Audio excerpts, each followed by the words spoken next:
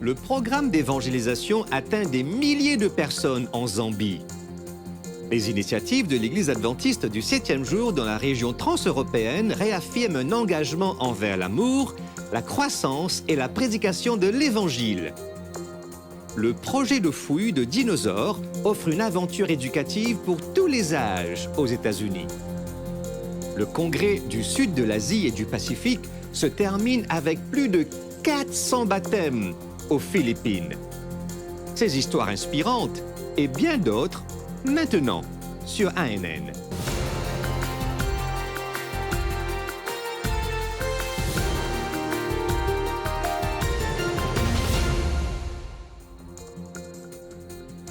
Plus de 40 000 personnes ont accepté le Christ et ont été baptisées lors de la campagne Impact Zambie qui s'est déroulée dans la division de l'Afrique australe et de l'océan Indien, la SID.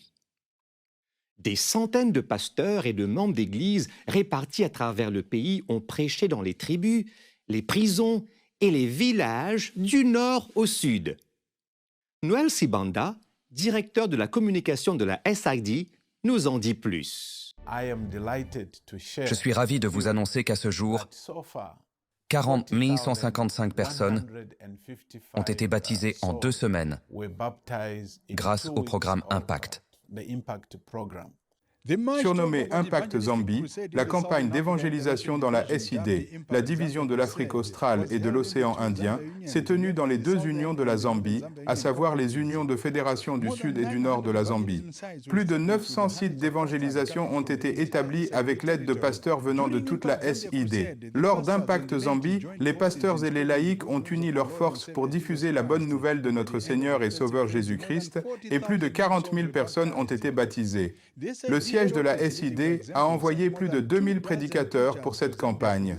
Pendant la journée, les membres d'Église ont organisé des expositions de santé et des activités de service communautaire, manifestant ainsi l'amour et la compassion de Jésus et leur mission d'être comme lui.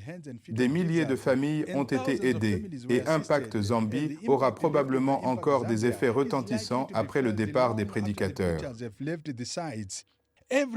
Chaque soir avant la campagne, des études bibliques étaient données dans presque tous les 900 sites car les nouveaux croyants voulaient en savoir plus sur ce Jésus qui sauve.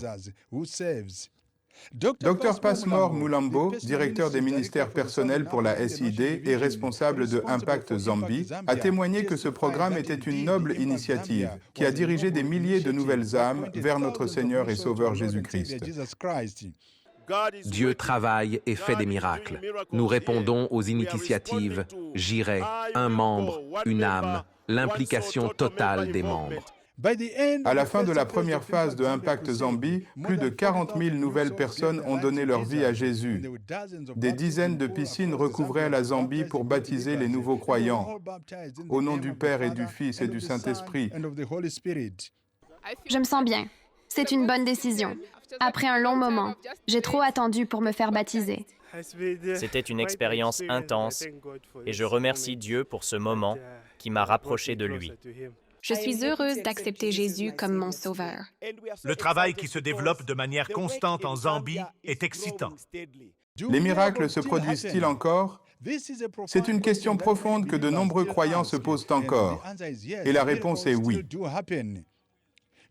Pendant Impact Zambie, toute l'Église d'Israël était très intéressée à en savoir plus sur le vrai Dieu et comment l'adorer, puisqu'ils observaient déjà le sabbat comme le saint jour de Dieu. Ils ont demandé des études bibliques et leur souhait a été exaucé. Pendant la journée, ils ont étudié la Bible et le soir, ils ont assisté aux réunions d'évangélisation. Aussi n'est-il pas surprenant que la plupart de la congrégation ait décidé de suivre les enseignements bibliques venant des Écritures. Les leçons en vue du baptême se poursuivent, en préparation pour un baptême de masse pour la plupart des membres de la congrégation d'Israël. Derrière les barreaux, le président de la division Dr Harrington Akombwa, accompagné de sa femme, Monde, prêchait à Makwebeko, la prison de haute sécurité pendant la journée. Le soir, il se rendait sur un autre site évangélique de Kabwe. Nos caméras n'étaient pas autorisées à l'intérieur de la prison. En revanche, nous avons reçu quelques images de l'officier de liaison média de la prison. D'autres histoires inspirantes provenant de Impact Zambie concernaient l'installation de Hope Channel dans cette prison. Seed Media, un institut de la SID, travaille main dans la main avec la communication de la SID et le département présidentiel a fait don et a installé un décodeur de parabole de Hope Channel et un grand écran afin que les prisonniers puissent entendre la parole de Dieu tout en purguant leur peine. À la fin de la campagne de 2 semaines, plus de 120 prisonniers ont donné leur vie à Jésus en acceptant le baptême. Le plus impressionnant est qu'ils ont eu la joie de creuser leur propre piscine de baptême, leur propre tombe spirituelle. Je suis très heureux de ce que l'Église a fait pour nous envoyer ces magnifiques messages que nous pouvons comprendre puis partager. J'ai été accusé de meurtre et je serai libéré en 2045. Je remercie l'Église adventiste d'avoir installé Hope Channel en prison, qui nous enseigne à être de bons citoyens et à savoir que Jésus est mort pour des pécheurs comme moi. Les dirigeants de l'Église sont très heureux du succès d'Impact Zambie. De plus en plus de baptêmes ont lieu dans le pays alors que les chiffres continuent d'augmenter. Nous voulons louer Dieu pour cette abondante récolte. Nous avons maintenant la responsabilité en tant qu'Église de prendre soin de nos frères et sœurs. Quel témoignage incroyable! Que Dieu bénisse chaque individu dans son parcours. Découvrez les secrets du passé avec l'expérience Dino Dig de l'Université adventiste de Southwestern. Chaque mois de juin, ce programme extraordinaire réunit des étudiants, des familles et des participants internationaux autour de la découverte et de l'étude des fossiles de dinosaures. L'excitation de découvrir des reliques anciennes attire de nombreux participants à l'expérience Dino Dig de l'Université adventiste Southwestern. Ce projet annuel de recherche de fouilles de dinosaures se déroule dans la formation Lance, à l'est du Wyoming, aux États-Unis, chaque mois de juin. Les participants, dont des étudiants, des familles et des visiteurs internationaux, se réunissent pour étudier des restes fossiles de dinosaures. L'expérience Dino Dig est un cours accrédité qui offre aux étudiants une expérience sur le terrain et comble le fossé entre les connaissances théoriques et l'application pratique. Le site de fouilles offre une opportunité unique d'étudier les os de dinosaures du Crétacé dans leur environnement naturel. Des familles avec enfants participent également aux fouilles et partagent l'excitation de la découverte. Cette approche inclusive permet aux personnes de tous âges de s'engager dans la science et de développer un sentiment d'émerveillement pour le monde naturel. Cette année, l'événement était véritablement international, avec des participants du Brésil, du Chili, d'Éthiopie, de Jamaïque, du Kenya et du Mexique. Parmi eux se trouvait Nelson Lempen, un récent diplômé en géologie du Chili. Son voyage au Dino Dig reflète sa passion de toujours pour les dinosaures et la géologie, nourrie depuis son enfance. Son dévouement l'a conduite à une recherche approfondie et lui a permis d'obtenir le parrainage du Conseil de la foi et de la science. Pour Nelson, le Dino Dig est plus qu'une fouille. C'est une opportunité d'harmoniser ses recherches scientifiques avec sa foi. Élevé adventiste, il s'intéresse à la manière dont les preuves géologiques s'alignent avec le récit biblique. Le Dino Dig offre une plateforme pour explorer ces questions au sein d'une communauté qui partage ses valeurs. L'expérience Dino Dig favorise le réseautage et la collaboration et permet aux participants de travailler aux côtés de scientifiques expérimentés et passionnés. Cet environnement collaboratif fait progresser les connaissances scientifiques et renforce les liens entre les participants. L'expérience Dino Dig de l'Université adventiste Southwestern est plus qu'un projet de fouille. C'est une aventure transformatrice qui rassemble des personnes de divers horizons pour découvrir le passé, explorer des questions scientifiques à partir d'une base biblique et construire une communauté de foi et d'apprentissage. Pour en savoir plus sur ce projet et comment y participer, visitez leur site web à dinosaures.swau.edu. Plus de 1000 personnes ont assisté à la nuit multiculturelle à l'école adventiste MacArthur en Nouvelle-Galles du Sud, en Australie. 20 000 $ ont été récoltés pour un voyage missionnaire à Tonga, un pays insulaire de Polynésie. L'événement visait à financer le voyage de service de la classe de première, du lycée, à l'université adventiste Beulah à Tonga. Des performances culturelles ont été organisées par les élèves de la première et la terminale de MacArthur, qui ont répété tous les midis et après l'école pendant 4 semaines.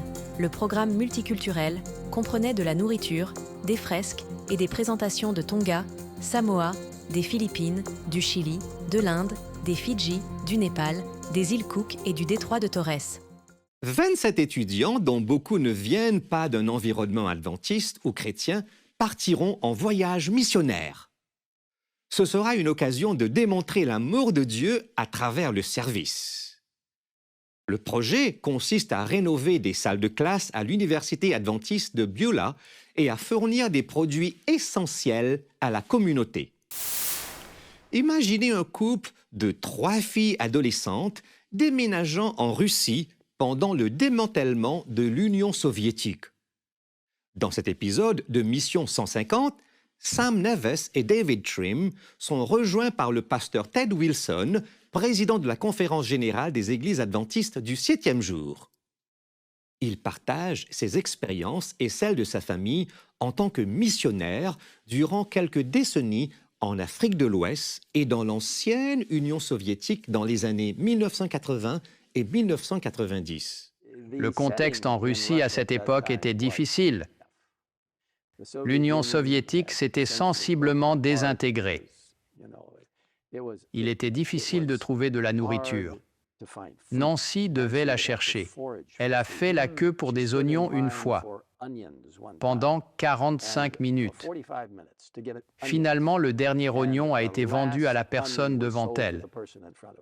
On n'oublie pas ce genre d'expérience. En fait, elle avait toujours un sac avec elle. Elle se déplaçait souvent avec quelqu'un d'autre dans la ville ou ailleurs. Chaque fois que vous voyiez une file d'attente, vous deviez vous insérer dans la file et l'autre personne allait au devant de la file pour savoir ce que vous attendiez. C'était difficile, mais le Seigneur nous a bénis et nous avons pu survivre avec des pommes de terre et du chou, les aliments de base en Russie. C'était peut-être plus difficile pour les végétariens, car je suppose qu'ils consomment beaucoup de viande là-bas. Dans une certaine mesure, oui, mais nous n'avons eu aucun problème. Je suis végétarien depuis toujours comme Nancy. Vivre tout simplement, difficile de trouver de la nourriture, de voyager, de passer un appel téléphonique. Vous deviez crier au téléphone. C'était juste comme ça à l'époque. Et parfois, ils décidaient simplement que vous aviez assez parlé et ils coupaient la ligne, ils arrêtaient l'appel. C'était une période très difficile. Nous avions des menaces de la mafia, toutes sortes de défis. Nous pourrions y passer plus de temps, mais nous devons avancer. Mais toutes ces expériences nous ont aidés à nous lier d'une manière spirituelle merveilleuse. Nous avons vu des miracles de Dieu se produire, de vrais miracles. Nous louons simplement son nom. Ce genre d'expériences, quand vous les traversez, vous ne les échangeriez pour rien au monde. Elles renforcent simplement votre foi en Dieu pour l'éternité.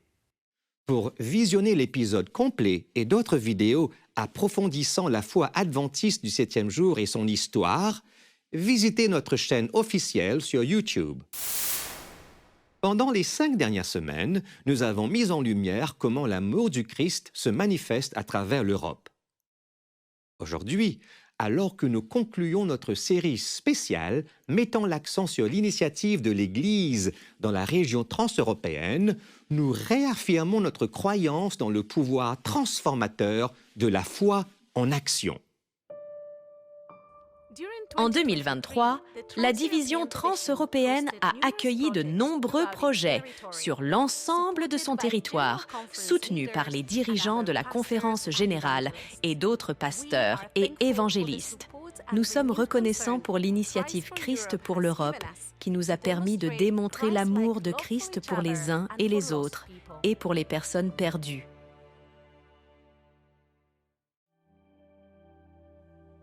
En 2024, nous continuons sur cette lancée avec des activités de sensibilisation et d'évangélisation en Serbie, au Monténégro, en Macédoine du Nord, en Croatie, en Hongrie et au Royaume-Uni. Nous commençons une série de 3 cohortes régionales d'implantation d'églises, la première ayant lieu à l'église Bethel d'Oslo.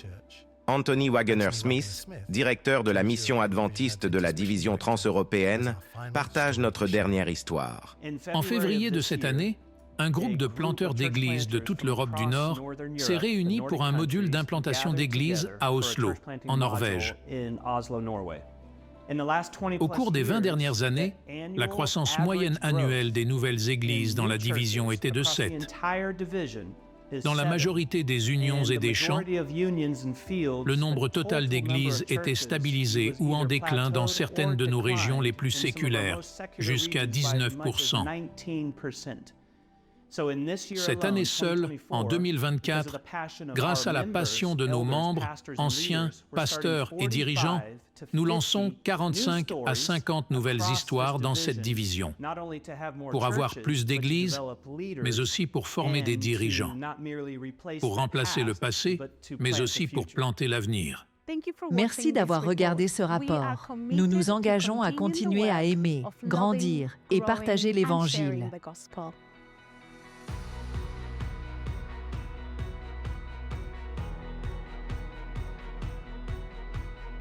Plus que des efforts pour développer nos églises, ce sont des graines semées pour former des dirigeants et façonner l'avenir de notre mission. Avec plus de 400 baptêmes au Mountain View College aux Philippines, le congrès de l'Église adventiste du 7e jour dans la région du sud de l'Asie et du Pacifique 2024 s'est conclu, renouvelant la vie spirituelle de dizaines de milliers de participants. Sous le thème « Jésus revient, impliquez-vous », le Congrès a rassemblé plus de 30 000 délégués de 11 régions du sud de l'Asie et du Pacifique. Les départements de l'école du sabbat, des ministères personnels, du style de vie évangélique intégré et des ministères pour les enfants ont uni leurs forces pour habiliter les dirigeants et inspirer des résolutions significatives telles que l'implication totale des membres dans la mission d'annoncer le retour imminent de Jésus et de renforcer spirituellement la famille de la foi.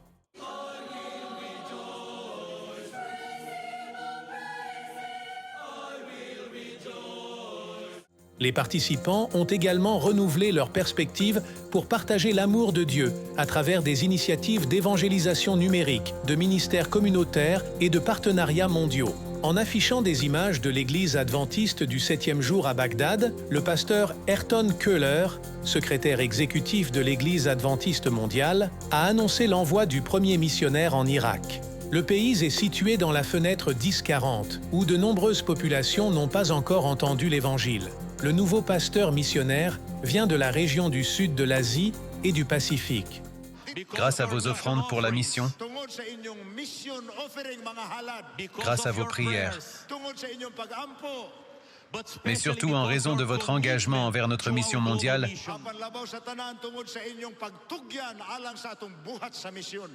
nous sommes une famille. Beaucoup plus grande que les Philippines, l'Indonésie ou tout autre pays dans la SSD.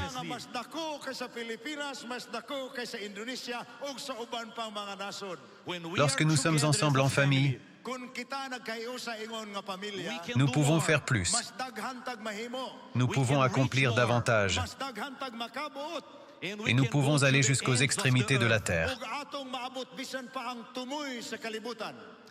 Merci à la division du Sud de l'Asie et du Pacifique d'être partenaire avec nous, d'atteindre le monde pour Jésus.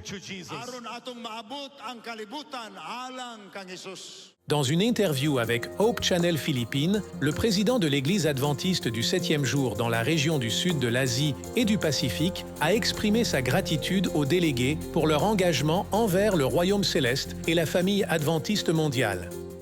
Je veux juste dire merci à tout le monde. Nous reconnaissons l'engagement et la consécration de notre peuple. Le point culminant de l'événement a été la célébration de plus de 400 baptêmes. Les pasteurs de diverses régions ont exprimé leur joie face au grand nombre de baptêmes et ont souligné l'importance du travail des groupes de soins et des pasteurs de district dans l'évangélisation. Le pasteur Ayrton Köhler a clôturé le congrès avec un puissant message sur l'œuvre salvatrice du Christ, encourageant tout le monde à rester ferme dans la foi et à avancer dans la mission. Des nouvelles renforçant la foi et inspirant des actions concrètes dans nos vies sont de grandes bénédictions reçues lors de ce congrès de l'Église adventiste du 7e jour dans la région du sud de l'Asie et du Pacifique. Rendons-nous maintenant en Zambie où Rapson a dû relever le défi de subvenir aux besoins de sa famille. Leur alimentation maigre et pauvre a entraîné de graves problèmes de santé. Grâce au soutien d'ADRA, Rapson a transformé leurs conditions de vie et leur alimentation. Restez à l'écoute pour les détails inspirants de cette histoire.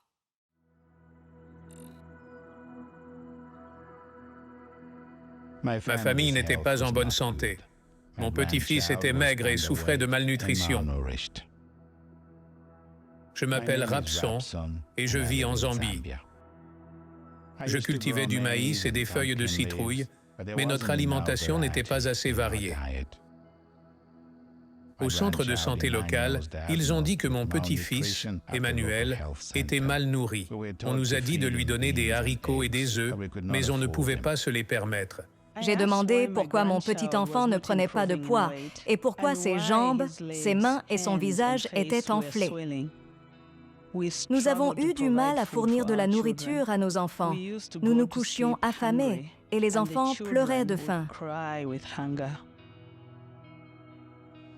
Quand ADRA est venu dans mon village, ils nous ont fourni des semences de niébé, une formation sur la culture du niébé et des pesticides. Nous n'avions pas de haricots ou d'œufs, alors nous avons nourri Emmanuel avec le niébé. Nous avons vu une grande amélioration. Le mois dernier, il pesait 10 kilos. Sans le niébé que nous avons reçu d'ADRA, mon petit enfant serait déjà mort. Maintenant, nous avons une variété de cultures que nous mangeons et vendons. Mon rêve a toujours été d'offrir une vie meilleure à ma famille. Grâce à l'argent que j'ai gagné en vendant du niébé, j'ai pu construire une maison moderne dans un meilleur village. Voici où nous avions l'habitude de vivre. Nous vivons ici maintenant.